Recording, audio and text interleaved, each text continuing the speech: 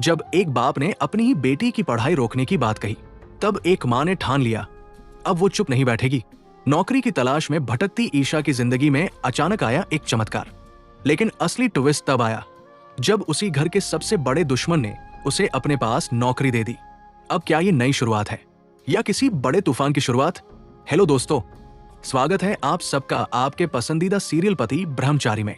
तो चलिए शुरू करते हैं आज का धमाकेदार और दिल छू लेने वाला एपिसोड। जैसा कि आप सब जानते हैं, आकाश ने निशु की कॉलेज की फीस पिछले 3 महीनों से नहीं भरी है। तभी अचानक ईशा के मोबाइल पर एक मैसेज आता है और वो हैरान होकर कहती है, आकाश, तुमने निशु की फीस अभी तक क्यों नहीं भरी?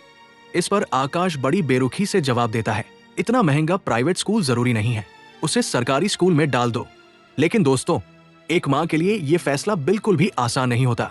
ईशा ये बात बिल्कुल भी स्वीकार नहीं करती। अब सवाल ये है, क्या ईशा अपनी बेटी के लिए कुछ बड़ा कदम उठाएगी? वीडियो को लास्ट तक जरूर देखिए। अब कहानी में आता है नया मोड़।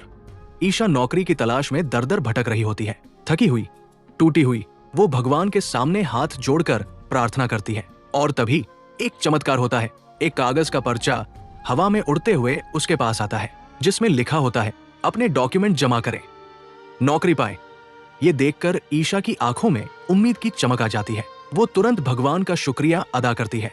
लेकिन दोस्तों, क्या ईशा का नौकरी करना सही होगा? क्या सूरज उसे काम करने देगा?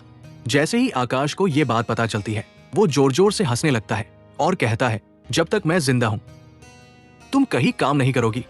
एक पल के लिए ईशा चुप हो जाती है, लेकिन फिर मजबूती से कहती है, मैं अपनी बेटी के लिए कुछ भी करूंगी। इसके बाद ईशा बिना देर किए अपने सारे डॉक्यूमेंट जमा कर देती है। ये सब देखकर सूरज को बहुत गुस्सा आता है। वो सख्त आवाज में कहता है, तुम ये क्या कर रही हो? कहीं तुम्हारे डॉक्यूमेंट हैक हो गए तो? लेकिन दोस्तों, उसकी आवाज में गुस्सा कम और फिक्र ज्यादा होती है। और फिर एक बड़ा ट्विस्ट, सूरज ईशा को अपने ही ऑफिस में नौकरी दे देता है। अब कहानी और दिलचस्प हो जाती है।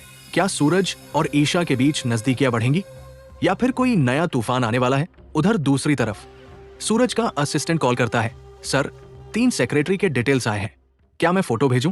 जैसे ही फोटो आता है, उसमें एक फोटो ईशा की भी होती है और सूरज उसे ही चुन लेता है। दोस्तों, कहानी अब इतनी उलझ चुकी है कि समझ ही नहीं आता कौन सही है और कौन गलत।